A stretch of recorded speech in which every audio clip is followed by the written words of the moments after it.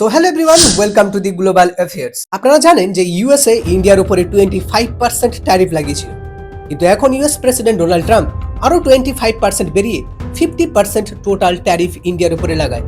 India এবং US এর সম্পর্ক ঠিক হতে 20 বছর সময় লাগে, যেটা ইউএস প্রেসিডেন্ট রিসেন্টলি এমন কিছু করছে যার ফলে ইন্ডিয়া এবং ইউএস এর সম্পর্ক খারাপ হচ্ছে।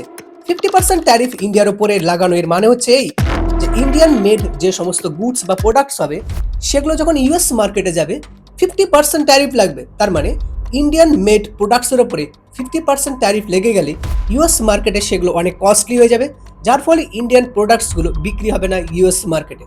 আপনি যদি অন্যান্য দেশের তুলনায় দেখেন, ইউএসএ পাকিস্তানের উপরে 19% ট্যারিফ লাগিয়েছে, আফগানিস্তানের উপরে 15%, বাংলাদেশের উপরে 20%, মায়ানমারের উপরে 40% এবং শ্রীলঙ্কার উপরে শুধুমাত্র 20%। তার মানে সব থেকে বেশি ট্যারিফ লাগিয়েছে ইন্ডিয়ার উপরে। এবার কোয়েশ্চেন হচ্ছে কেন?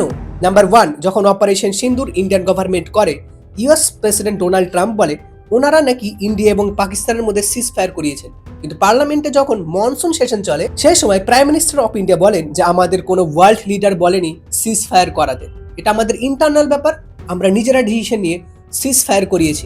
এবং আরো বলেন যে অপারেশন সিন্দুর এখনো শেষ হয়নি, জাস্ট পজ নিয়েছে, আবার স্টার্ট হয়ে যাবে। সেকেন্ড রিজনস হচ্ছে ইউএসএ ইন্ডিয়াকে বলে যাতে ইন্ডিয়ান গভর্নমেন্ট রাশিয়া থেকে অয়েল না কেনে, কিন্তু ইন্ডিয়ান গভর্নমেন্ট রাশিয়া থেকে তবুও অয়েল কিনছে।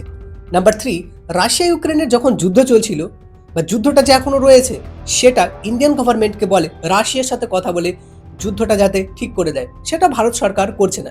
রাশিয়া ইন্ডিয়ার কাছে ইম্পর্টেন্ট। এবং যখন দেখবেন ইউএস এর সাথে আমাদের সম্পর্ক খারাপ হচ্ছে, ভারতের সম্পর্ক খারাপ হচ্ছে, তখন আমাদের অন্য দেশের সাথে সম্পর্ক ভালো রাখা ভীষণ ইম্পর্টেন্ট। এর জন্য রিসেন্টলি সাংহাই কোঅপারেশন অর্গানাইজেশন মানে এসসিওর মিটিং হবে। সেখানে 7 বছর পর prime minister of India Shri Narendra Modiji পৌঁছাবেন চায়নাতে।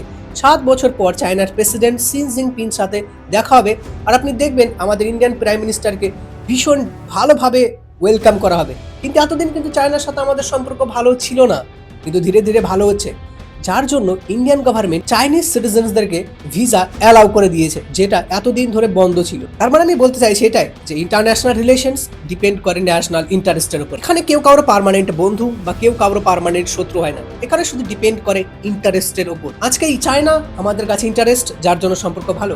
কিছুদিন পর যখন ডোনাল্ড ট্রাম্প চেঞ্জ হয়ে যাবে, নতুন প্রেসিডেন্ট আসবেন, তখন দেখবেন আবার ইউএস এর সাথে সম্পর্ক ভালো হতে শুরু করবে। এরকম ইম্পর্টেন্ট ইনফরমেশনস পেতে, নিজেকে আপডেট রাখতে আপনি চ্যানেলটা ফলো করতে পারেন বা ইউটিউবে দেখলে সাবস্ক্রাইব করতে পারেন। Thank you so much to all of you.